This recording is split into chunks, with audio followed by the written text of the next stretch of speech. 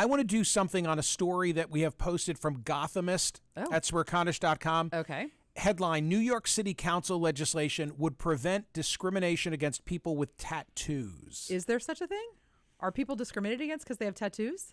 I think they probably are. Why? I think they probably are. That's ridiculous. Well, I can think of a place where I like to frequent where she's the hostess, I guess I would say, is wearing a like a brace on her forearm, and it's to cover a tat.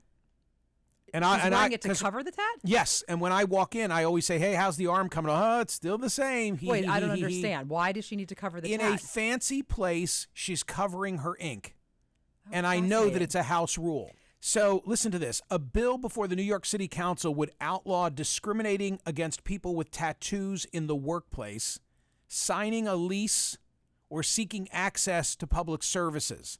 The bill would add, this is what it really means. The bill would add tattoo to the list of categories in the city's administrative code that are already prohibited from discrimination, such as race, sexual orientation, gender, and age. Okay, so are we going to put tats in that? Ridiculous. First of all, are we putting tats in that rarefied area? You choose to get a tattoo, but I think the question is... You don't choose your race, your sexual orientation, your gender, or your age. Correct. That's a good point. The question is, can you make some kind of immediate assumption about someone because they have a tattoo? And my answer to that is absolutely not. People get tattoos for a variety of reasons. I don't judge anyone for having tattoos. One of my favorite people in the whole world is covered with tattoos, and he is a gem of all gems, brilliant, fabulous. I just there's just no... It would still there's no conclusion that you can get when you see that someone has a tattoo. It would still... Well, I think in a bygone era, you would have thought hoodlum, to use a word that is dated. Way bygone. Bygone. It would still allow bosses to require their employees to cover a tattoo if it is a necessary condition for the job. But wait a minute.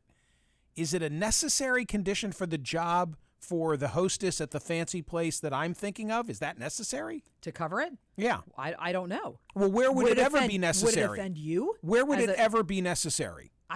In my mind, I don't care. I literally do not care if someone has a tattoo. However, employers would have the responsibility of proving that the absence of a tattoo is necessary and that there is no less discriminatory means of satisfying the occupational qualification. Right, we got to come back to this. Where could the employer talk to people about this? Where could the employer ever meet the burden of saying, no, it's necessary that you cover the tattoo? I don't know the answer to that. Because by this logic, you're going to say anybody who'd be upset with it is biased. Yeah. So we're not going to satisfy their bias.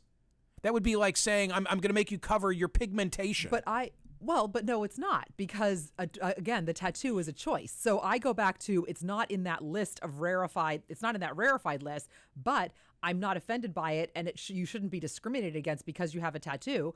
But there are certain workplace requirements for how you dress, and maybe your appearance. You can't come in with a shower cap on your head. And a little less so though than it used to be.